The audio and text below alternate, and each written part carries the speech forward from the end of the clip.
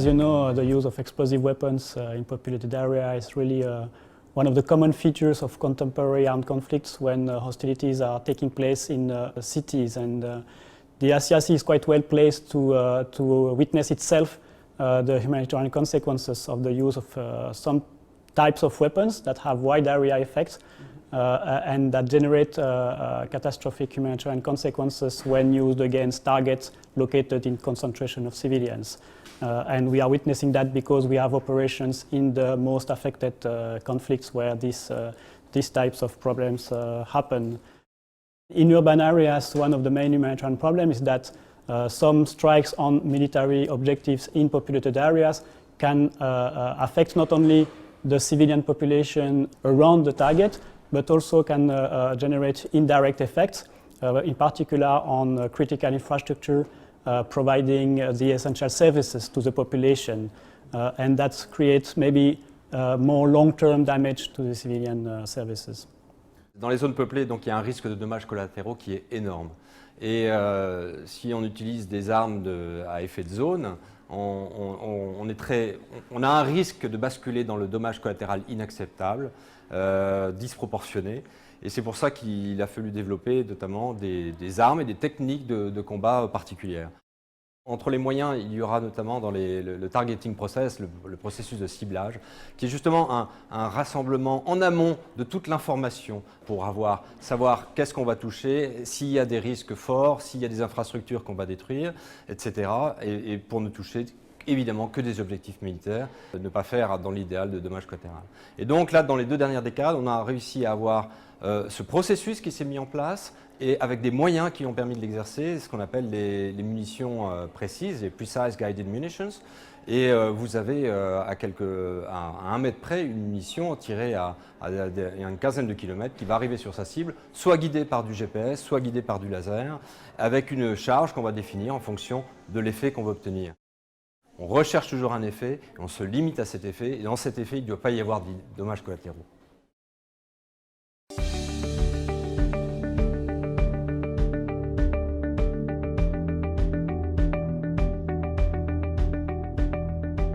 This morning we will talk about explosive weapons in populated area. It's a current issue, as mentioned by Etienne, but it's not really a new issue. But with the convergence with growing urbanization all over the world, and also the pattern from some fighters to intermingle with civilians, the use of explosive weapons in populated area really became more and more a common feature of contemporary armed conflicts. And the ICRC itself directly witnessed the devastating impact on civilians of the use of explosive weapons in populated areas. This impact have really effects, long-term effects sometimes, and we see that in the current conflicts and in the recent conflicts. If you think about Afghanistan, Ukraine, Syria, Gaza, Yemen, Iraq, etc. So first, maybe let me begin by telling you just the ICRC's official position on this issue of the use of explosive weapons in populated area. Since several years, the ICRC has been expressing its concerns regarding the use of explosive weapons having wide area effect in populated area. And in 2011, it formulated its position, and it's as such. And I quote, "So due to the significant likelihood of indiscriminate effects, and despite the absence of an express legal prohibition for specific types of weapons, the ICRC considers that explosive weapons with wide impact area should be avoided in densely populated areas." So in other words, we do consider that using explosive weapons that have wide area effects against an objective located in a concentration of civilians entails a big risk of violating the rules of international humanitarian law, regulating the conduct of hostility, in particular the rules prohibiting indiscriminate and disproportionate attacks. We'll come back to that in a second. It is also important to note that this position has been also endorsed by the whole Red Cross, Red Crescent movement in a resolution of the Red Cross and Red Crescent Council of Delegates in 2013.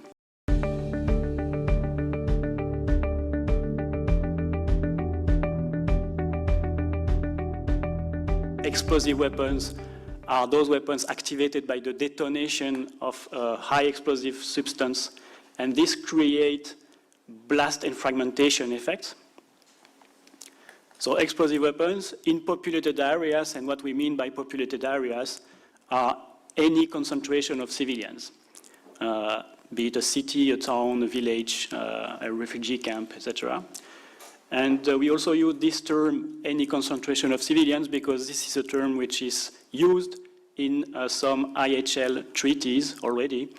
So for instance, Additional Protocol 1 or the Protocol 3 to the Convention on Conventional Weapons. Explosive weapon with a wide impact area. This is the expression we used in our official positions, or with having wide area effect, if you want. What do we mean by that? We mean those weapons that have wide area effect because of the large destructive radius of the individual munition. That means, for instance, large bombs or big missiles, even if they are precision guided, due to the quantity of explosive, they can have wide area effect. The second category of the weapons having wide area effect are those that have wide area effect because of the lack of accuracy of the delivery system of the munition. So typically here we think about unguided indirect fire weapons, such as mortars or artillery. And the third category of explosive weapons are those that have wide area effect because they are designed to deliver multiple munition over a certain area.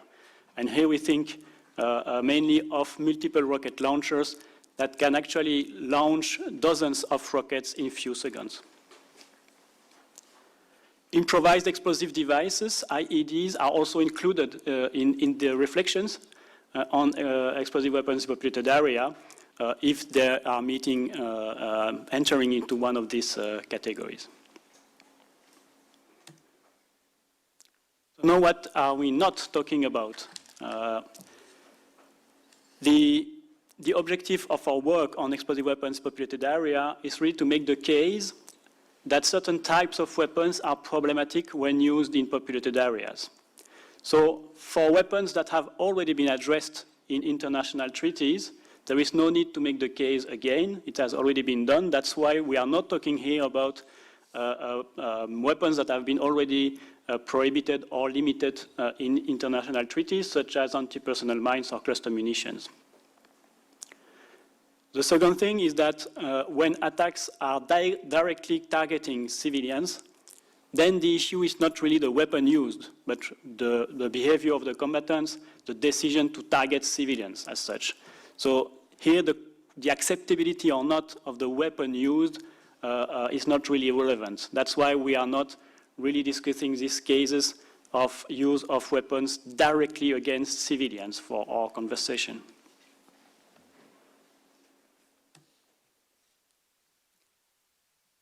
So as a summary of what we are talking about, what we want to show is that the use of explosive weapons having a wide area effect, even when aiming at a legitimate military target, raise concerns regarding the extent of civilian casualties and damages when they are used in densely populated areas. And the problem is that armed forces too rarely adapt the methods of warfare meaning their tactics, or the means of warfare, meaning the weapons used, to the environments in which they are fighting. So you have weapon systems originally designed for use in open battlefield, or at least to create area effects on the ground, that are also used against military objectives in densely populated areas, and including weapons that have wide area effect. So the ICRC is working on this issue with a very broad multidisciplinary approach, tackling at the same time the legal, the humanitarian, the military, and the technical aspects of the issue. But today, and for the sake of the seminar, I will focus on the legal aspects, of course.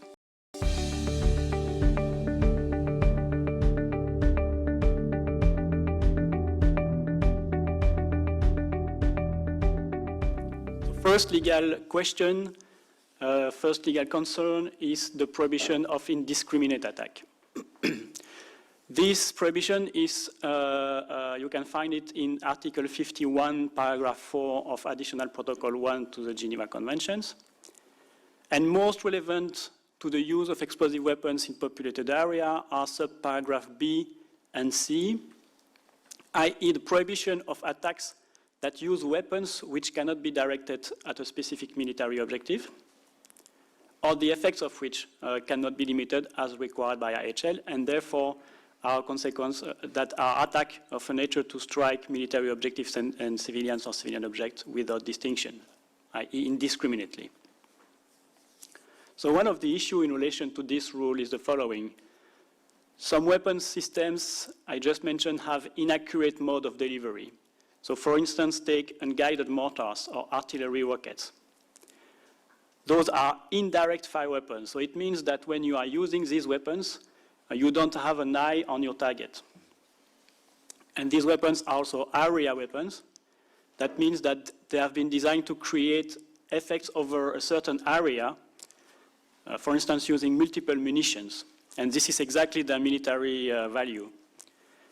So their intended use at the origin is not to be precise and to destroy a specific point target. So the question is the following in relation to this rule.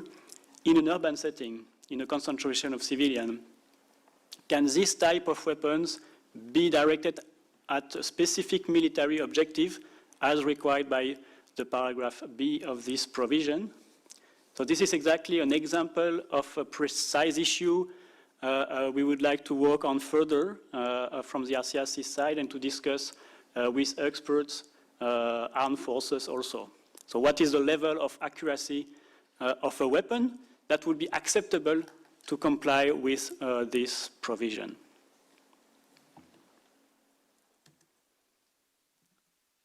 The treaty rule gives two examples of an indiscriminate attack. It's in the next paragraph, in paragraph 5 of Article 51.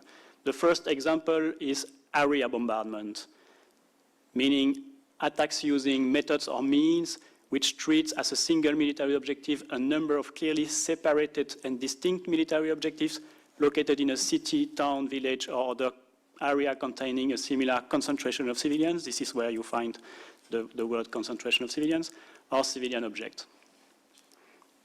And this provision is quite important, of course, in relation to the use of explosive weapons in populated area.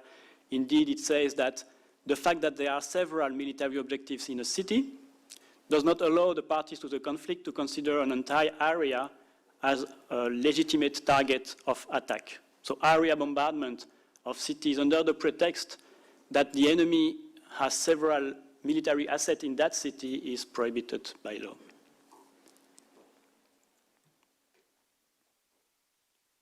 The other example given by the Additional Protocol 1 of an indiscriminate attack actually is the disproportionate attack. And here I read the definition of the disproportionate attack. So that's attacks which may be expected to cause incidental loss of civilian life, injury to civilians, damage to civilian objects, or combination thereof, which will be excessive in relation to the concrete and direct military advantage anticipated. So concretely, it means that when the military is planning an attack, he must balance the military gain that he anticipates from this attack, for instance, by destroying a certain military objective, balance that with the expected collateral damage that will be caused by the attack that will be caused on civilians or civilian objects. And you will note in particular in this definition that the law defines that the military advantage to be put in the equation or in the balance, if you wish, must be direct and concrete. So I will not elaborate on that, but it is important to note that there are no such adjectives to qualify the types of collateral damage that must be put in the equation. Okay? And indeed, it is widely recognized that the collateral damage that must be taken into account by the military commander includes not only the direct effect of the attack, so the deaths, injuries, and damages, destructions caused directly by the blast and fragmentation effects of the weapons, for instance, but also the indirect effects, what we often call the reverberating effect of the attack, or knock-on effects, or sometimes long-term effects, or cascading effects, etc. And this point is really important and really relevant in the discussion about the use of explosive weapons in populated areas. Because indeed, in urban areas, those types of concentration of civilians are more prone to suffer from indirect effects of an attack than open areas. In the vicinity, in the surrounding of your military target, maybe you have, for instance, a power facility, a power plant. If this facility is damaged by the blast effect, for instance, or the fragmentations of the explosive weapons, that would be direct effects. But then if the power is cut because the power facility has been damaged, it might interrupt the good functioning of a health facility, of a small hospital in the neighborhood, for instance. It might also deprive thousands of persons of drinkable water because the power cuts would make the water station cease to function. And those are the kind of indirect effects of an attack on a military objective located in a populated area. So the law requires these indirect effects to be taken into account in the proportionality assessment. So the question now is, of course, to what extent? And the ICRC's interpretation of the rule of proportionality is that all the foreseeable effects must be taken into account. Because, of course, all the consequences of an attack cannot be foreseen in advance, but we still consider that some indirect effects are indeed foreseeable, and therefore they must be considered in the equation of the proportionality assessment. So in relation to that, here is really a pending questions we have. How military armed forces implement concretely this obligation in their practices? So for instance, in their targeting processes, in lessons learned exercise or in intelligence gathering, how the military are integrating this obligation in their practice. So the ICRC is working on collecting military practice in order to have a better understanding of possible good practices existing out there.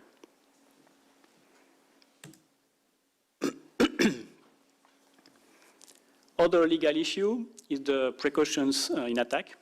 So to take all feasible precautions in the choice of means and methods of attack, so of choice of the weapons or the tactics, with a view to avoiding or minimizing incidental harm to civilians or civilian objects, is one of the precautionary measures foreseen in the additional protocol 1. A careful proportionality assessment prior to the attack, also taking into account foreseeable indirect effects, is also an instance of such precautions to be taken by the military. And in that matter, the choice of the weapon to be used for the attack might be critical, but also the manner in which it will be used. So for instance, choosing specific types of and sizes of warheads of the munitions, i.e., for instance, the quantity of explosive substance the weapon contains. Also, choosing the kind of fuses. So the fuse you choose can make the explosive detonate before impact, or on impact, or after having penetrating the target, for instance. And it will create different types of effects. You can also choose the delivery system, more or less accurate, etc. The distance from which you launch the munition, the angle it will reach the target, and also the timing of attacks, of course. Will you attack this target during the day, during the night, during the evening, in order to minimize civilian casualties? All those kind of practical measures can be taken to minimize collateral damage. Yet in certain circumstances, with the weapon you have at your disposal, because it has wide area effects and because the environment surrounding the target, excessive collateral damage are to be expected, whatever the precautions you can take beforehand. And in that case, the law is very precise. There is an obligation to suspend or to cancel an attack that is expected to cause excessive incidental harm on civilians and civilian objects. So it does not matter if there is no alternative at your disposal. You cannot do it according to the law. Another important precaution that is required by IHL is the obligation to give effective advance warning of attacks that may affect the civilian population. And of course, it is obvious that attacks carried out in a populated area are likely to affect the civilian population. So in this context, effective advance warning are particularly important and must be given, the law says, unless circumstances do not permit. This precaution might reduce the risk posed to civilians by the use of explosive weapons in populated areas. But I must precise here also that an effective advance warning is one that allows the population, the civilians, to adequately protect themselves, either by giving them enough time to evacuate or to seek shelter. And in addition to that, if after giving advance warning, there are still civilians remaining in the vicinity of your target, they remain protected. They remain civilians and protected as such by IHL.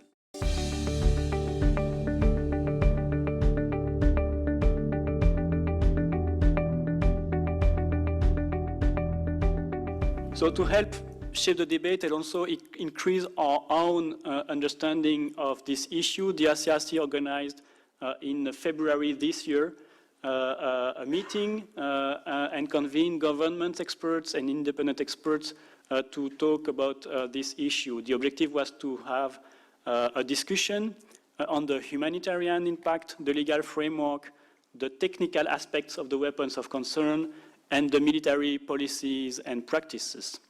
And we've published a report of this expert meeting in June, so it's available on our website and it's being translated in several languages. So all these rules I just mentioned must be respected by the parties to an armed conflict in all circumstances, even if alternative, more discriminate weapons or different tactics are not available to them. And of course, this is a genuine operational challenge for armed forces. We have to acknowledge that.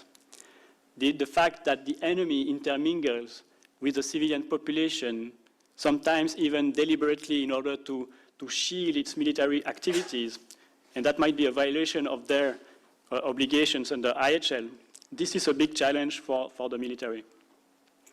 But this does not suspend the obligation to respect IHL when attacking military objectives located in populated areas.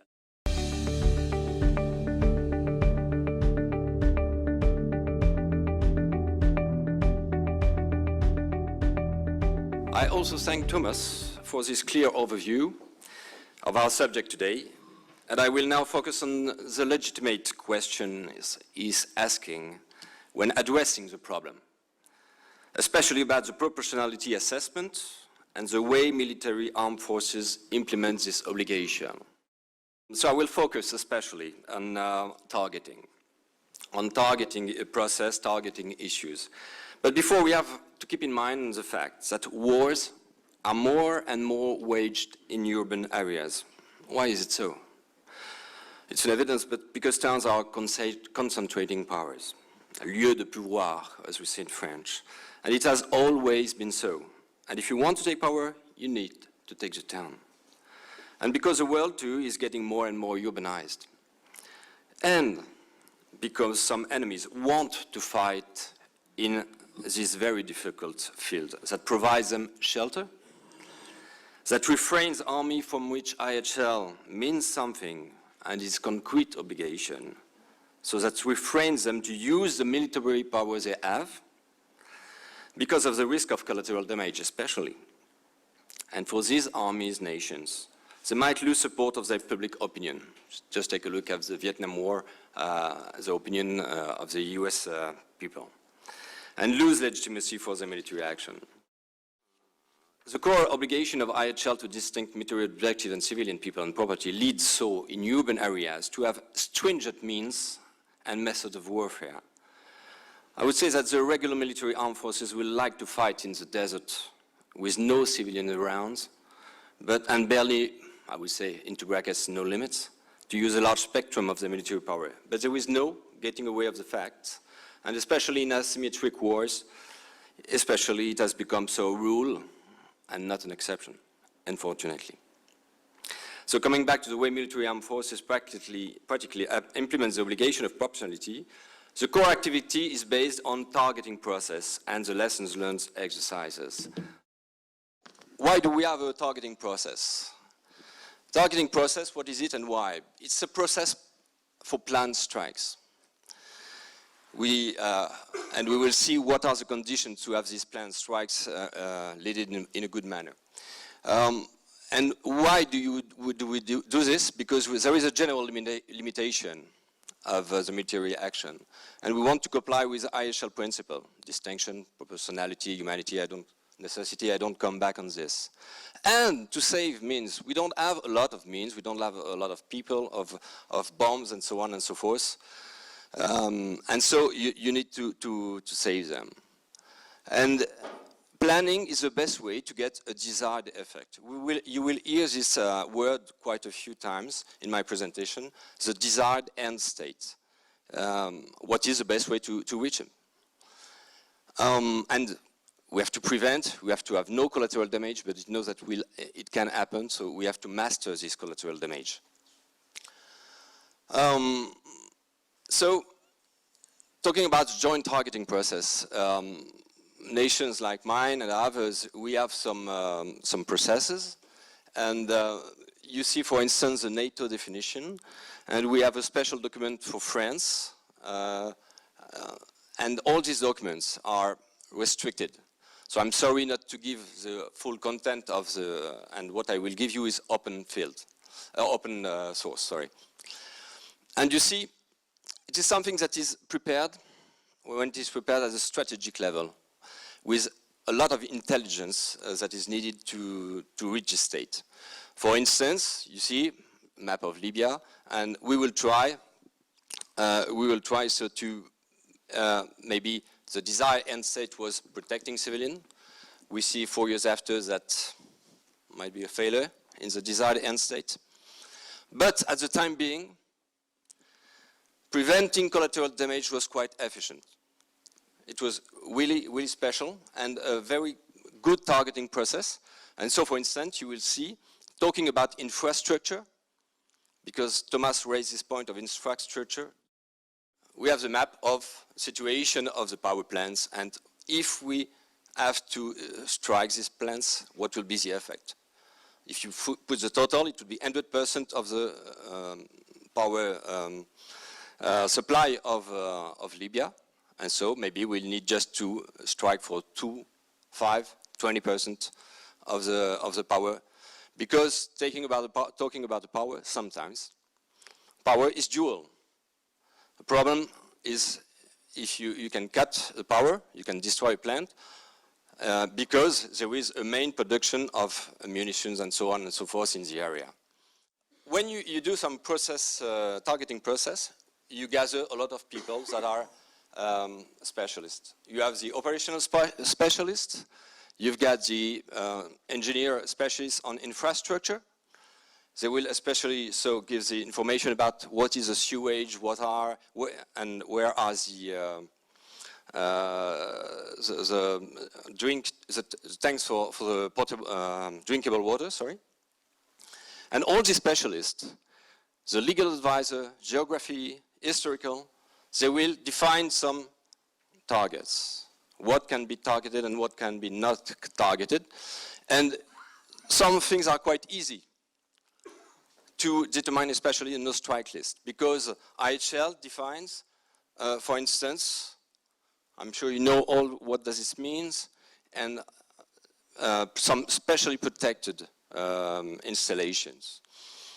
And you know, when looking at the actuality, for instance,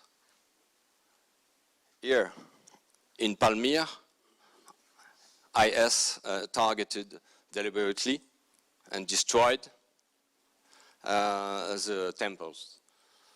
And here, recently in Kunduz, the hospital of Médecins Sans Frontières was targeted with more than 20 people that died. So you have a no-strike list because some installations are specially protected, and church and synagogues and mosques, and you have some restricted list because to reach the desired end state, you will say that we must not attack this because people will be very, very upset because it is not what we are looking for, so you have a restricted list.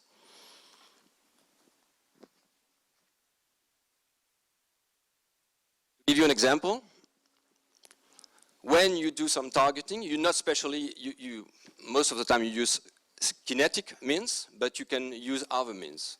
You can use cyber, you can use special forces for some local actions, and you see here that you have a lot of possibilities to choose.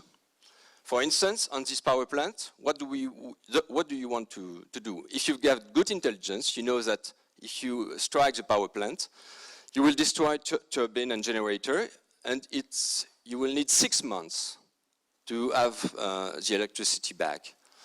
But if you're just targeting the pylons here, in less than 15 days, that would be okay.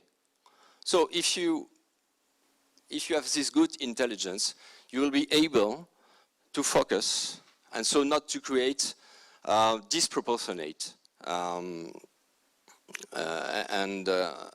respect the IHL. So, for instance, this is in Syria, in Libya, sorry. With target file, you've got, it was in Garian. Garian, it's a city located south of Tripoli. What the targeting people will do is to get information, get about what kind of installation we have in the area, define a radius, 500 meters, where we can have some blast and fragmentation, and so define the good weapons to use.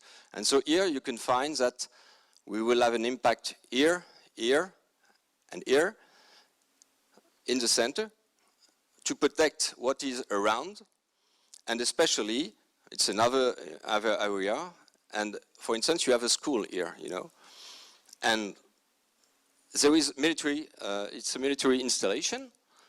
It should not be there, but it is there. So if it is needed to destroy it, if the assessment is that there could be no collateral damage, or very few collateral damage, you will choose the right weapon to do it. And for instance, here, you've got precise guided munitions, and you will take the right time and the right angle, you know. For sure, it's better to come on this way than on this way. And time, for sure, when people are not, students are not at school. On the conduct of hostilities, there are a few words that are quite important to know. That so, in fact, I don't know if somebody in this room knows the ISO norms 9000, and on these norms you say that you need to plan, to do, to check, and to act. It's a little bit the same. It's just a process: plan, do, check, act. So we have seen the planning, and then we will see what we have to do during the conduct of hostilities. And that to check, it is a battle damage assessment, and to act is to correct what you are doing. Plan, do, check, and act. So, in the plan, and then in the conduct of hostilities, this is typically what is needed. You need first a PID, positive identification. So you know that this area, it's a military objective, because of, by nature, you will see the flag of your enemy. Maybe too, it can be by the conduct, hostile conduct. We always have positive identification, And we need some visual identification. Maybe not in desert, when you know that there is nobody else than your enemy. But especially in urban areas, it is quite useful to check that there is no civilian around. And that's why you need to have some visual identification. And there's something that is quite good now, it's that are the drones, because you needed some people on the ground, you need to have some satellites, and with the drones, you've got something that it's much more convenient and less that is cost effective, because not a lot of nations can have satellites, but a lot of people can have drones. And when you have the drones, you check the situation, and so, for instance, when you are targeting some strikes, you need to have a clearance, maybe for 2 hours, clearance for 2 hours. It means that there is no civilian in the area. And because it is a cycle, an interactive process, if a civilian is entering the area, you will stop the operation and wait, come back to the time 0 and start 2 hours maybe waiting time to launch an operation, launch a strike. Thomas says that you need to have, you can choose the right weapons, especially with a fuse. And for instance, on this kind of buildings, you will choose, if you don't want to make too much fragmentation and too much blast outside, some fuse that will penetrate. It takes 20 milliseconds, for instance, or 40 milliseconds, penetrate inside and then explode. So it can explode before, on impact, or after impact.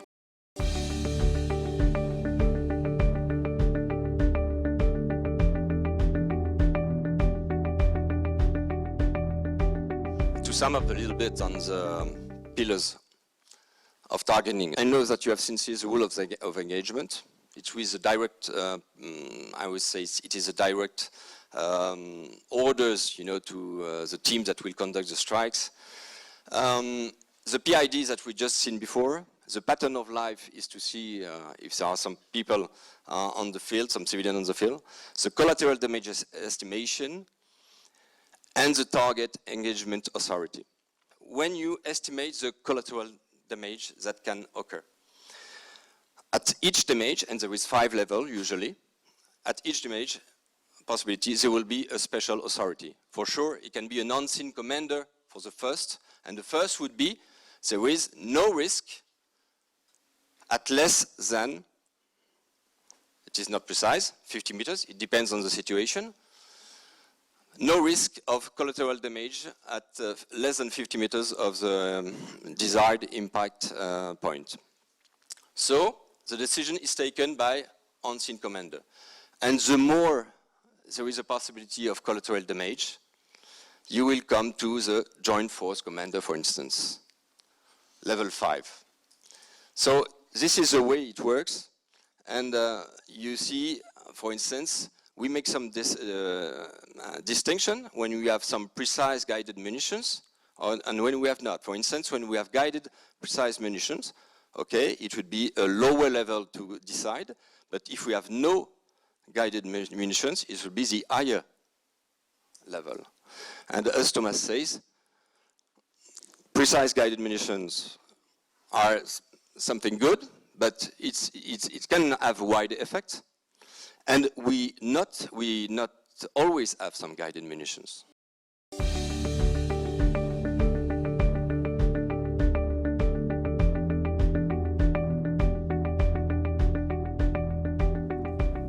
And talking about these guided munitions, take a look at the use we have. And for instance, during the war in Libya, Unified Protector, it was really special. It was the first time that we had 100% of precise guided munitions.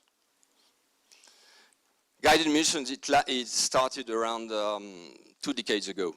And now you see that because we want to have, I don't like this word, surgical attacks, no zero deaths and so on and so forth. It's maybe a term for the medias, but war is not like this. There are always some war, some deaths, you know.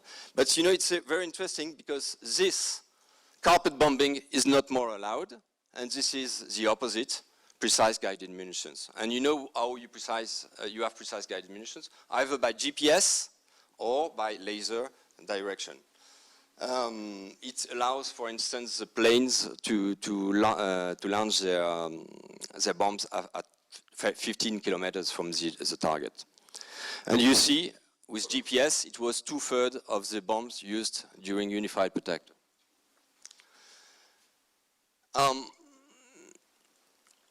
So in urban areas, so you have to use some weapons, means and methods that are specials, and you need to learn them.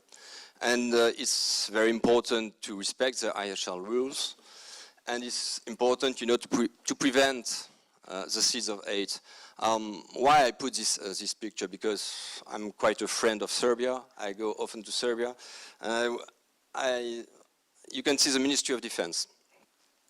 Ministry of Defense, during the war in Yugoslavia, ex-Yugoslavia, there was a lot of precise guided munitions that were used, but there were a lot of civilian deaths too. And for instance, it is typically in the middle of the city. On the other side, you've got the MFA. And this is a picture taken just 3 months ago. It is still like this. Because they want to keep the memory of this, of the NATO strikes in Serbia.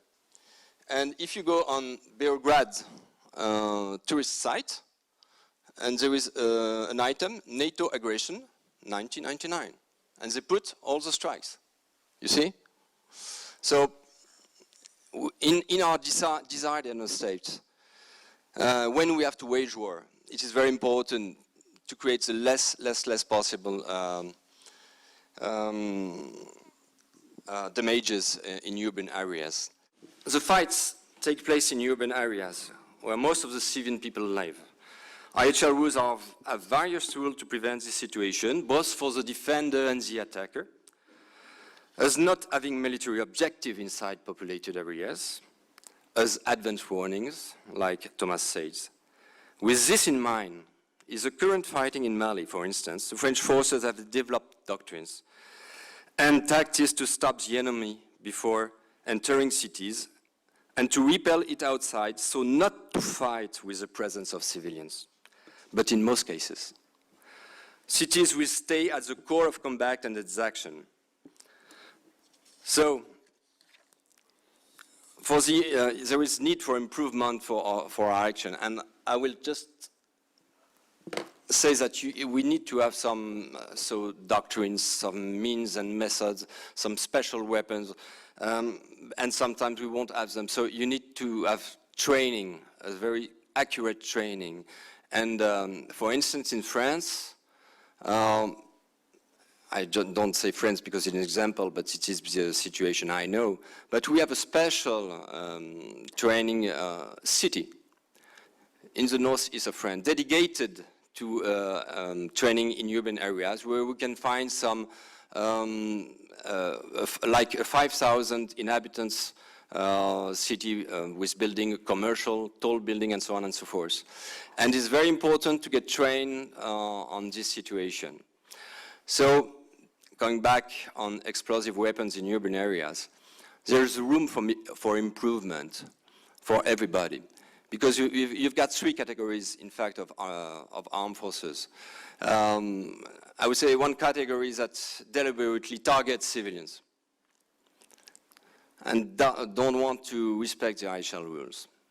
And the second category that maybe doesn't know the means and methods, and with a lot of room of improvement for this category. And there is a third category, some nation and armed forces that try and have an objective to be really compliant with IHL, but there can be some errors, and everybody has to learn because the situation, the war in urban areas is evolving, and so there is room for improvement for all these 3 categories, even if the most difficult is for the first one. Thank you.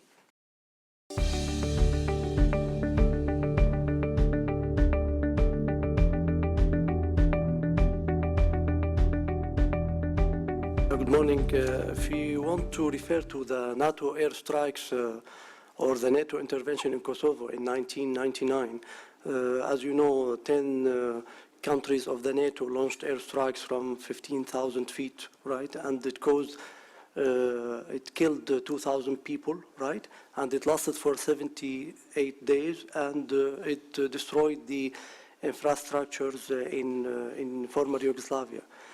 So what are the lessons learned from this case study, and what about the proportionality assessment regarding the using of explosive weapons in populated area? Because as you know, Mary Robinson, the ex-High Commissioner for Human Rights, wanted to sue some of the generals in the NATO countries. So what are the lessons learned regarding the weapons used in this case study? Thank you. Well, immediate action, you know, you say about 15,000 feet bombing.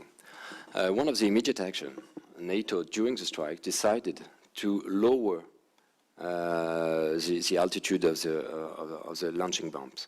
After especially the Grandinka bridge, there was and others, you know. But it was a decision. It's exactly, you know, when we say plan, do, check, act. We have an information. There was collateral damage. Maybe the method was not the good one, and so it was immediately corrected.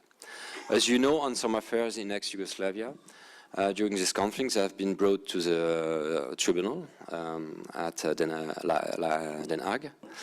And so there are quite a lot of lessons learned on these affairs. There was the television and radio installation in Belgrade that has been struck. So if you see, in Belgrade and areas, there have been around 500 deaths, civilian deaths. It is too much. And even if this war was get some precise munitions, it was you must take out of your mind that there is 0 deaths in a war. That's really crazy.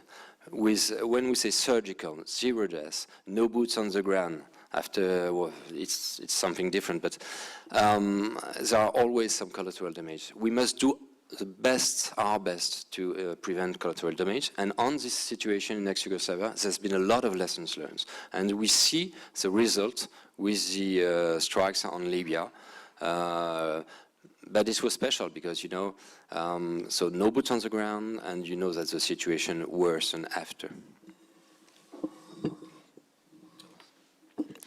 I will not comment on this specific operation, but just to mention that for us, it will be very interesting to know more about the military practices around the world of lessons learned, and as mentioned also by Eric, the battle damage assessment procedures, etc., that take place after strikes or after an operation. Because what we would like to see and understand more, because we don't have a lot of information so far, and is how this after battle damage assessments and lessons learned are then feeding renewed targeting processes for the future strikes or future operations. And this is not extremely clear for us for the moment.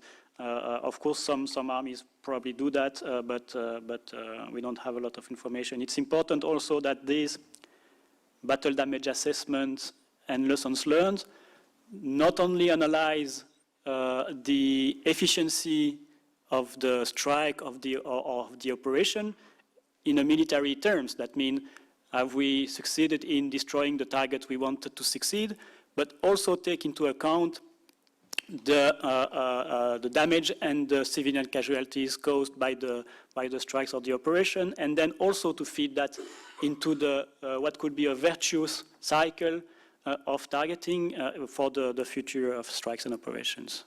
I just want to comment about the idea of lesson learned. So we agree that we are talking about rules and laws, and a rule of law must be at least binding and imposed. And I think that it's not about lesson learned, because it's clear that in Libya and in other countries, it is not really very effective. So for me, what is the issue here? The issue is certainly about the accountability, about having a strong international legal system that can really impose sanctions in case of violation. And for me, till now, it is not the case. It's clear that accountability is a huge challenge in relation to the respect of international humanitarian law. That's known to all, and that's real.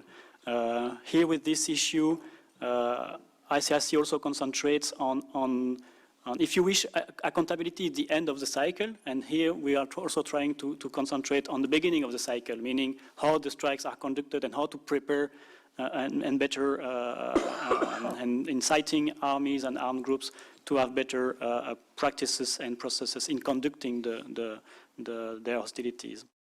Not so much a question, but a comment just to add. You discussed the planning of targeting process, what may also be referred to as deliberate targeting, where you have, thankfully, maybe ideal conditions where you have the time to analyze a lot of things. But just for those who may be less familiar with the targeting process, there's also, of course, the time-sensitive targeting, or what might be troops in contact or self-defense situations where the need, the necessity to commence with the strike is there, either because you're defending your troops, coalition troops, or if you have the authority to defend civilians on the ground, you still need to make a assessment to make a strike. But all those things you discuss happen in a very, very condensed amount of time. So just understand there is different process. There's a deliberate long-term planning process, and then there is very fast, this is happening now, civilians or coalition troops or someone is dying at the moment, and all those laws and processes still has to occur,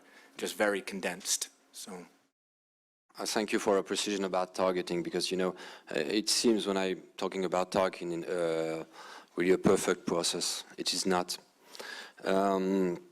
And you have some situation exactly when you have some dynamic targeting, when you have some close air support. I'm sure you have heard this name already. So you have your forces that are engaged in combat and they ask for protection. And so when you need a close air support, maybe the definition of the targets, the collateral damage estimation is not as good. But the more intelligence you have, for instance, to have the no-strike list, if you take artillery or the fly in the cockpit, the pilot knows in a theater what is in the no-strike list. That is one thing that is important. And then, for sure, you have to react. And one thing at war is you have some immediate reactions. And immediate reactions, sometimes you have no plan. So that is very important, is especially with I was talking about training. Because you need to have education, training, and so that things, reaction becomes quite natural. And then, and it comes to another subject that you were raising, you need to have the example of the commanding staff, the officers and so on, and accountability. Accountability is very important because for our people to know that they have to do this, it is a rule, the example is given by colleagues, others, comrades, and if we don't respect the rule, you are accountable. Thank you for your question, because it's excellent concern that we also have the difference between pre-planned attacks and attacks that take place somehow in the I don't like this expression, but in the fog of war, when you are under attack yourself or when you have a target of opportunity. And that's raised even more challenges, that's clear. Of course, in IHL itself, if I can address this issue from a legal viewpoint, IHL itself strikes a balance between the military necessity and the humanitarian considerations. So for instance, the precautions that the parties have to take when they are conducting hostilities, they are subject to the criteria of feasibility. That's embedded into the rules. So the feasibility will differ if you have time to prepare pre-planned attacks, and the feasibility will be very different if you are just reacting to a target of opportunity, for instance. But there are also some rules that are not subject to this kind of relativeness. And for instance, the prohibition of indiscriminate attacks is absolutely, it's absolute. So there is no feasibility there. So it's important also to take that in mind, that the complexity of a situation in the ground does not absolve, of course, the responsibility of the military to fully respect the law. Where it is relative, but where it is not, it is not.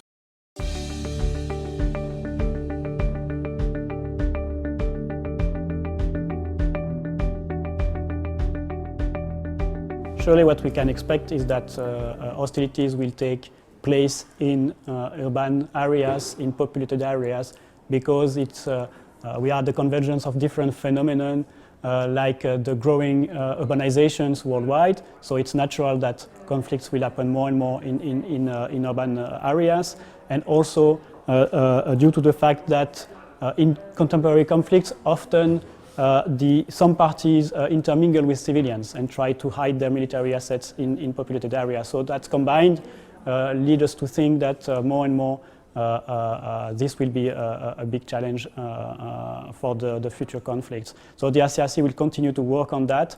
It's probably not a very fast process, but we want to foster really dialogue with states and armed forces to better integrate the obligations of IHL and interpret them in relation to the use of explosive weapons in populated area better. Ce qui est très important, je distingue trois catégories de population dans les forces combattantes. On a des forces combattantes qui visent délibérément à tuer des civils. Et puis on a des forces combattantes qui sont prêtes à respecter l'IHL, c'est leur obligation. Mais à la limite, elles n'ont pas les méthodes et les moyens de le faire. Et puis il y a une troisième catégorie de forces combattantes qui a des bons moyens pour faire un combat qui respecte l'IHL, mais il y a une marge d'erreur et il y a une marge de risque, on le sait. Eh bien, je pense qu'on a un focus à faire sur la deuxième catégorie, notamment, avec une meilleure formation, un meilleur entraînement. Il y a des centres d'entraînement spécialisés en zone urbaine. En France, on en a un notamment qui est le plus grand en Europe. Ça s'apprend.